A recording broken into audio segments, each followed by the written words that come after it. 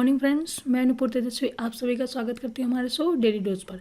आज हम 18 जून के जितने भी इम्पोर्टेंट करंट अफेयर्स हैं उनके बारे में डिस्कस करेंगे, साथ ही उनकी डिटेल जानकारी भी देंगे। आज की पीडीएफ फाइल इस वीडियो के डिस्क्रिप्शन बॉक्स से डाउनलोड कर सकते हैं और डेली के पीडीएफ के लिए हमारे टेलीग्राम ग्रुप को ज्वाइन कीजिए, जिसकी लिंक हमारे वीडियो के डिस्क्रिप्शन बॉक्स पर दिया गया। तो दोस्तों चलिए शुरू करते हैं 18 जून के करंट अफेयर्स। आज का हमारा पहला क्वेश्चन है, विश्व मरुस्थलीय और सूखा रोकथाम दिवस किस दिन मनाया जाता है?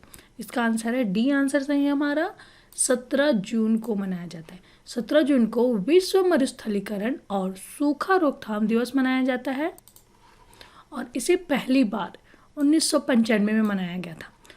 विश्व मरुस्थलीकरण और सूखा रोकथाम दिवस 17 जून को मनाया जाता है और इसे पहली बार 1995 में मनाया गया और इसका उद्देश्य अंतर्राष्ट्रीय सहयोग से बंजर और सूखे के प्रभाव का मुकाबला करने के लिए जन जागरूकता को बढ़ावा देना। ठीक है। और 2020 की थीम है food fit fibre sustainable production and consumption. और 2020 की थीम है food fit fibre sustainable production and consumption. ठीक है। विश्व मरुस्थलीकरण और सूखा रोकथाम दिवस 17 जून को मनाया जाता है। साथ ही 1 जून से 16 जून तक जितने भी इंपॉर्टेंस करंट अफेयर्स उनके बारे में जान लेते हैं। 1 जून को वर्ल्ड मिल्क डे मनाया गया और वैश्विक अभिभाषक दिवस भी 1 जून को मनाया गया। 2 जून को तेलंगाना की स्थापना दिवस मनाया गया। 3 जून को विश्व साइकिल दिवस मनाया गया और 4 जून को international day of innocent children victim of aggression मनाया गया और 5 जून को विश्व पर्यावरण दिवस मनाई गई। 7 जून को विश्व खाद्य सुरक्षा दिवस और 8 जून को विश्व महासागर दिवस, साथ ही 8 जून को विश्व मस्तिष्क ट्यूमर दिवस मनाया गया। 9 जून को विश्व प्रत्यायन दिवस मनाया गया और 12 जून को विश्व बाल श्रम निषेध दिवस मनाया गया। 13 जून को अंतर्राष्ट्रीय अल्बिनिज्म जागरूकता दिवस मनाया गया और 14 जून को विश्व रक्तदाता दिवस मनाई गई। 15 जून को विश्व वरिष्ठ नागरिक दुर्व्यवहार जागरूकता दिवस मनाया गया और 16 जून को international day of family remittance मनाया गया। ठीक है। और 17 जून को विश्व मरुस्थलीकरण और सूखा रोकथाम दिवस मनाया गया। तो दोस्तों ये इंपॉर्टेंस डे है, इतना याद रखिएगा।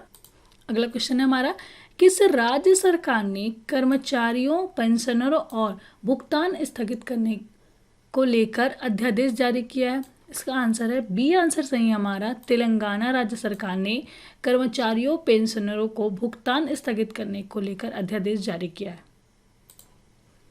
तेलंगाना सरकार ने एक ऐसा अध्यादेश जारी किया है जिसमें आपदा और सार्वजनिक स्वास्थ्य की आपातकालीन स्थिति के तहत किसी भी व्यक्ति, कर्मचारी और पेंशन भोगियों को भुगतान स्थगित किया जा सकता है और उसे आगे के लिए टाल दिया जा सकता है। ठीक है।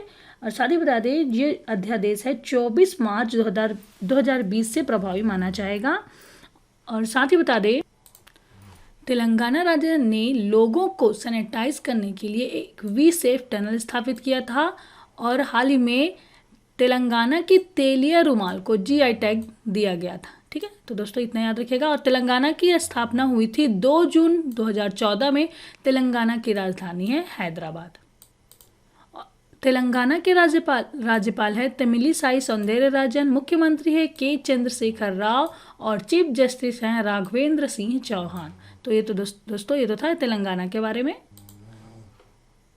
अगला क्वेश्चन है हमारा, हाल ही में किस देश ने अपने पुलिस एवं पुलिस अधिकारियों की प्रतिरोधी क्षमताएं बढ़ाने एवं तनाव मुक्त रखने हेतु योग कोर्स को प्रारंभ किया? वह देश है, सी आंसर सही है हमारा, बांग्लादेश सरकार ने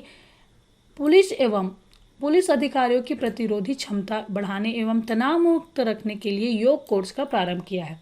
कोरोना वायरस के खिलाफ प्रतिरोधक क्षमता विकसित करने और तनाव से मुक्ति पाने की मदद के लिए बांग्लादेश पुलिस ने अपने अधिकारियों के लिए योग के पाठ्यक्रम शुरू किए हैं और यूनिट कर्मियों के लिए योग प्रशिक्षण का यह कार्यक्रम 7 जून को शुरू किया गया था। साथ ही बता दें कि बांग्लादेश के बारे में बात हो रही है तो भारत और बांग्लादेश ने 5 नए बंदरगाहों और 2 नए प्रोटोकॉल मार्गों के संचालन के लिए एक समझौते पर हस्ताक्षर किया था हाल ही में। और बांग्लादेश सरकार ने कोरोना संक्रमित लोगों के इलाज के लिए प्लाज्मा की ऑनलाइन उपलब्धता शुरू कर दी है। ठीक है। और बांग्लादेश के पुलिस कर्मियों के लिए बांग्लादेश पुलिस ने अपने अधिकारियों के लिए योग के पाठ्यक्रम शुरू किया है। ठीक है। देखिए योग, ये पुलिसकर्मी योग कर रहे हैं साथ ही बता दें कि बांग्लादेश की राजधानी है ढाका, उसकी करेंसी है बांग्लादेशी टाका और प्रधानमंत्री है शेख हसीना, राष्ट्रपति हैं अब्दुल हामिद। हाल ही में झारखंड के किस स्थान पर थावर चंद गहलोत के द्वारा composite regional centre for the person with disability centre का उद्घाटन किया गया? इसका आंसर है डी आंसर सही है, रांची में।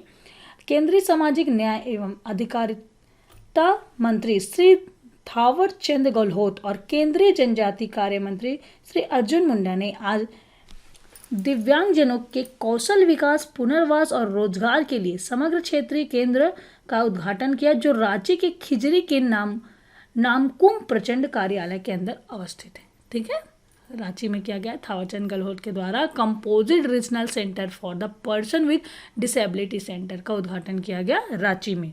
ठीक है, साथ ही बता दें कि झारखंड की सोहराई खोवर पेंटिंग को जीआई टैग दिया गया है हाल ही में, और झारखंड के मुख्यमंत्री हेमंत सोरेन ने ई पास जारी करने के लिए मोबाइल एक प्रज्ञान शुरू किया था। ठीक है, और झारखंड की राजधानी है रांची, इसकी स्थापना हुई थी 15 नवंबर 2000 में, और झारखंड की राज्यपाल है द्रौपदी मुर्मू, मुख्यमंत्री हेमंत सोरेन और चीफ जस्टिस हैं डॉक्टर रवि रंजन। ओके दोस्तों, झारखंड के बारे में इतना याद रखिएगा। अगला क्वेश्चन हमारा, हाल ही में खेल सुविधाओं के विस्तार हेतु खेलो इंडिया योजना के तहत 8 राज्यों के किन खेल सुविधा केंद्रों की स्थापना की जाएगी?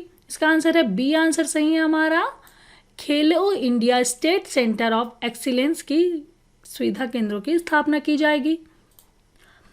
खेल मंत्रालय अपनी फ्लैगशिप खेलो इंडिया योजना के तहत खेलो India state centre of excellence की स्थापना की पूरी तैयारी कर ली है, और पूरे देश में एक मजबूत खेल पारिस्थितिक तंत्र बनाने के प्रयास में तहत प्रत्येक राज्य और केंद्र शासित प्रदेश में ऐसा एक सेंटर चिन्हित किया जाएगा। और पहले चरण में मंत्रालय ने 8 राज्यों कर्नाटक, उड़ीसा, केरल, तेलंगाना, अरुणाचल प्रदेश, मणिपुर, मिजोरम और नागालैंड जैसे पूर्वोत्तर राज्यों में सरकारी स्वामित्व वाले ऐसे खेल सुविधा केंद्रों की पहचान की है, जिन्हें खेलो India state centre of excellence की अपग्रेड किया जाएगा। पहले चरण में इन 8 सुविधा केंद्रों को खेलो India state centre of excellence में तब्दील किया जाएगा।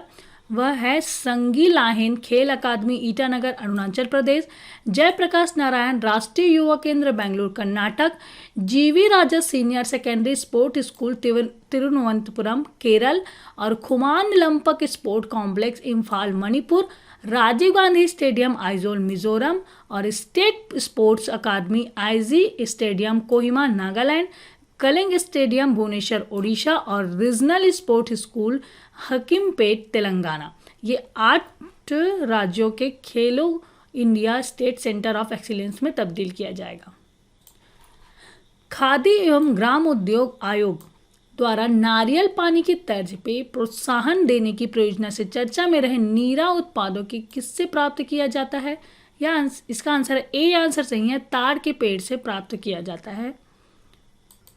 साथ ही बता दें कि खादी एवं ग्राम उद्योग आयोग ने नीरा एवं ताड़ गुड़ का उत्पादन करने के लिए इस परियोजना का आरंभ किया है, और इस परियोजना का उद्देश्य सॉफ्ट ड्रिंक के विकल्प के रूप में नीरा को बढ़ावा देना। ठीक है, और इस परियोजना को महाराष्ट्र में जहां 50 लाख से अधिक ताड़ के पेड़ हैं कि पालघर जिले के दहानू में लॉन्च किया गया है, और केवीआईसी ने नीरा निकालने एवं ताड़ गुड़ बनाने के लिए 200 स्थानीय कारीगरों को टूल किट बांटे हैं, जिन्हें केवीआईसी द्वारा 7 दिनों का प्रशिक्षण दिया जाएगा, और 15,000 रुपये के मूल्य के बराबर इस टूल किट में फूड ग्रेड स्टेनलेस स्टील कढ़ाई, परफोरेटेड मोल्ड्स, कैंटीन बर्नर्स एवं चाकू, रस्सी तथा नीरा निकालने के लिए कुल्हाड़ी जैसे अन्य उपकरण शामिल हैं। यह पहल 400 स्थानीय पारंपरिक पासिकों के प्रत्यक्ष रोजगार उपलब्ध कराएगी। ठीक है, नीरा उत्पादन ऐसे ताड़ के पेड़ से प्राप्त किया जाता है। ठीक है, अगला क्वेश्चन है, उत्तर प्रदेश सरकार ने सेना और अर्धसैनिक बलों के शहीद की पत्नी एवं आश्रितों की दी जा रही 25 लाख रुपए की अनुग्रह राशि को बढ़ाकर कितने लाख रुपए किए जाने का निर्णय लिया? इसका आंसर है सी आंसर सही है, 50 लाख रुपए किए जाने का निर्णय लिया है। उत्तर प्रदेश के मुख्यमंत्री योगी आदित्यनाथ की अध्यक्षता में हुई राज्य मंत्रिपरिषद की बैठक में यह फैसला लिया गया कि सेना और अर्धसैनिक बलों के शहीद की पत्नी एवं आश्रितों के राज्य सरकार की तरफ से अब 50 लाख रुपए की आर्थिक सहायता दी जाएगी और यह प्रावधान उत्तर प्रदेश के मूल निवासी या जिनका परिवार उत्तर प्रदेश में निवास कर रहा हो उन पर लागू होगा। और इस निर्णय के अंतर्गत यदि शहीद विवाहित है या उनके माता पिता में से एक या दोनों जीवित हैं तो शहीद की पत्नी एवं बच्चों को 35 लाख रुपए तथा माता पिता एवं उनमें से जीवित हो उन्हें 15 लाख रुपए की धनराशि प्रदान की जाएगी। साथ ही बता दें कि यूपी में उत्तर प्रदेश सरकार ने हाल ही में आयुष कवच कोविड ऐप लॉन्च किया और साथ ही गोरखपुर टेराकोटा उत्पाद को जीआई टैग मिला है। उत्तर प्रदेश के गोरखपुर टेराकोटा उत्पाद को जीआई टैग मिला है। और उत्तर प्रदेश सरकार ने प्रवासी राहत मित्र ऐप लॉन्च किया। प्रवासी श्रमिकों को रोजगार दिलाने की सरकारी योजनाओं का लाभ प्रदान करने के लिए इस प्रवासी राहत मित्र का ऐप को लॉन्च किया और कोविड-19 नमूनों के पूल टेस्टिंग करने वाला पहला राज्य बना उत्तर प्रदेश। उत्तर प्रदेश सरकार ने उद्यमिता के लिए राज्य के युवाओं को प्रोत्साहित करने के लिए स्टार्टअप फंड की शुरुआत की। और साथ ही बता दें कि उत्तर प्रदेश राज्य सरकार ने 800 किलोमीटर सड़कों को हर्बल सड़क के रूप में विकसित करेगा और मनरेगा के तहत श्रमिकों को रोजगार देने वाला देश का शीर्ष राज्य उत्तर प्रदेश बन गया है। साथ ही बता दें उत्तर प्रदेश की स्थापना हुई थी 24 जनवरी 1950 में। राजधानी है लखनऊ। राज्यपाल है आनंदीबेन पटेल। मुख्यमंत्री है योगी आदित्यनाथ और चीफ जस्टिस हैं गोविंद माथुर जी। तो यह तो था उत्तर प्रदेश के बारे में, आप इतना याद रखिए। हाल ही में किसने वेस्ट पॉइंट की प्रतिष्ठित अमेरिकी सैन्य अकादमी में स्नातक की उपाधि पाने वाली पहली सिख महिला बनकर इतिहास रच दिया है? उनका नाम है, बी आंसर सही है, अनमोल नारंग। अनमोल नारंग ने वेस्ट पॉइंट की प्रतिष्ठित अमेरिकी सैन्य अकादमी में स्नातक उपाधि पाने वाली पहली सिख महिला बनी है। यह है अनमोल नारंग। अनमोल नारंग ने वेस्ट पॉइंट में प्रतिष्ठित यूनाइटेड स्टेट मिलिट्री एकेडमी में स्नातक करने वाले प्रथम पर्यवेक्षक सिख के रूप में इतिहास रच दिया है। और वे लगभग 1100 कैडेटों में जिन्होंने न्यूयॉर्क के प्रीमियम संस्थान में कैंपस में सेकंड लेफ्टिनेंट रैंक के स्थान प्राप्त किया है। और इनका जन्म और पालन पोषण रोजवेल जॉर्जिया में हुआ है। ठीक है। और वह पहली महिला प्रथम पर्यवेक्षक सिख के रूप में अपॉइंट हुई है। भारत ने नेपाल में जारी तनाव के बावजूद यहाँ किस मंदिर परिसर में 2.33 करोड़ रुपए की लागत से स्वच्छता केंद्र के निर्माण की प्रतिबद्धता जताई है? इसका आंसर है ए आंसर सही है, पशुपतिनाथ मंदिर में। यह है पशुपतिनाथ का मंदिर। नेपाल में जारी तनाव के बावजूद भारत ने यहाँ पशुपतिनाथ मंदिर में 2.3 करोड़ रुपए की लागत से स्वच्छता केंद्र के निर्माण कराएगी और श्रद्धालुओं के लिए इस पवित्र स्थल पर सुधार करने के लिए मकसद से स्वच्छता केंद्र का निर्माण होगा। और इस परियोजना का निर्माण नेपाल भारत मैत्री विकास साझेदारी के तहत भारत के उच्च प्रभाव वाली सामुदायिक विकास योजना के तौर पर होगा। ठीक है। अगला क्वेश्चन है हमारा, भारतीय एयरटेल कंपनी समेत अन्य कंपनियों द्वारा निवेश में चर्चा में रहे स्टार्टअप कंपनी लट्टू मीडिया किस क्षेत्र से संबंधित है? इसका आंसर है बी आंसर सही है, शिक्षा क्षेत्र से संबंधित है। दूरसंचार कंपनी भारतीय एयरटेल ने शिक्षा क्षेत्र की स्टार्टअप कंपनी लट्टू मीडिया में 10% हिस्सेदारी खरीदी है और कंपनी ने अपने एयरटेल स्टार्टअप एक्सीलेटर कार्यक्रम के तहत यह निवेश किया। और बता दें कि लट्टू मीडिया जो लट्टू किड्स की विशेषज्ञता बच्चों के लिए डिजिटल शिक्षा के उपकरण बनाते हैं। जो लट्टू मीडिया है लट्टू किड्स के तहत बच्चों के लिए एक डिजिटल शिक्षा बनाता है। और यह जो कंपनी है 10 साल से कम उम्र के बच्चों को इंग्लिश की शब्दावली और इंग्लिश पढ़ने और गणित कौशल सिखाने का अधिक ध्यान दिया जाता है। और साथ ही बता दें कि इसमें यह जो ऐप है में कार्टून और खेल के माध्यम से बच्चों को इंग्लिश और मैथ्स सिखाया जाता है। और एयरटेल स्टार्टअप एक्सीलेटर कार्यक्रम के तहत लट्टू से पहले तीन और कंपनी वॉइसेस, स्पेक्ट्रकॉम और ग्लोबल और वाहन जुड़ चुकी है। ठीक है। लट्टू मीडिया से कौन कौन जुड़ चुका है? वॉइसजेन, स्पेक्ट्रकॉम, ग्लोबल और वाहन जुड़ चुकी है। ठीक है। और ये जो एयरटेल कंपनी समेत अन्य कंपनी द्वारा निवेश में चर्चा में रहे स्टार्टअप कंपनी लट्टू मीडिया शिक्षा क्षेत्र से संबंधित। बिहार सरकार द्वारा किसे बिहार खादी ब्रांड एम्बेसडर बनाया गया है? इसका आंसर है, ए आंसर सही है, पंकज त्रिपाठी को बिहार सरकार द्वारा बिहार खादी का ब्रांड एम्बेसडर बनाया गया है। ये है पंकज त्रिपाठी। इन्हें जून 2020 में बिहार सरकार द्वारा प्रसिद्ध बॉलीवुड अभिनेता है पंकज त्रिपाठी को बिहार खादी ब्रांड का ब्रांड एम्बेसडर बनाया गया है। ठीक है, और वह पटना में बिहार के खादी और देश से सबसे बड़े खादी मॉल का प्रचार करेंगे। साथ ही बता दें कि बिहार की स्थापना हुई थी 22 मार्च 1912 में। इसकी राजधानी है पटना, मुख्यमंत्री है नीतीश कुमार, राज्यपाल है फागू चौहान और चीफ जस्टिस हैं संजय करोल जी। ठीक है, तो ये तो था बिहार के बारे में। और बिहार सरकार ने पंकज त्रिपाठी को बिहार खादी ब्रांड का एम्बेसडर बनाया है। ठीक है, ब्रांड एम्बेसडर बनाया है खादी ब्रांड का। यूएनएससी 17 जून को कितने गैर स्थायी सदस्यों का चुनाव करेगी? इसका आंसर है, डी आंसर सही है, 5 गैर स्थायी सदस्यों का चुनाव करेगी। संयुक्त राष्ट्र सुरक्षा परिषद 17 जून 2020 को परिषद में 5 नए गैर स्थायी सदस्यों का चुनाव करेगी और फ्रांस से जून के महीने के लिए शक्तिशाली 15 सदस्यीय सुरक्षा परिषद की अध्यक्षता की और भारत के निर्विरोध चुने जाने की उम्मीद है। ठीक है, हाल ही में एशियाई पैरालंपिक समिति के द्वारा वर्ष 2021 में चौथे एशियाई युवा पैरा खेलों की मेजबानी किस देश को सौंपी गई है? इसका आंसर है, डी आंसर सही है, बहरीन देश को सौंपी गई है। एशियाई पैरालंपिक समिति ने घोषणा की है कि बहरीन अगले साल 1 से 10 दिसंबर तक बीच जो चौथे एशियाई युवा पैरा खेलों की मेजबानी करेगा और इन खेलों में 20 साल से कम उम्र के लगभग 800 खिलाड़ियों को भाग लेने की संभावना है। और प्रतियोगिता में 9 खेलों की जगह दी जाएगी, जिनमें एथलेटिक्स, बैडमिंटन, पावर लिफ्टिंग, तैराकी और टेबल टेनिस शामिल है। और इस स्पर्धा में खलीफा स्पोर्ट्स सिटी के विभिन्न स्थलों में आयोजित किया जाएगा और यह पहला अवसर होगा जब बहरीन एक बड़ी पैरा खेल प्रतियोगिता की मेजबानी करेगा। उसका राष्ट्रीय संघ इन खेलों का उपयोग देश में पैरालंपिक अभियान को मंच प्रदान करने के लिए करना चाहता है। ठीक है, और 2021 के चौथे एशियाई युवा पैरा खेलों की मेजबानी करेगा बहरीन।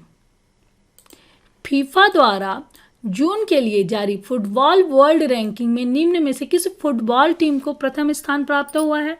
इसका आंसर है, ए आंसर सही है, बेल्जियम को प्रथम स्थान प्राप्त हुआ है और भारत का स्थान है इसमें 108।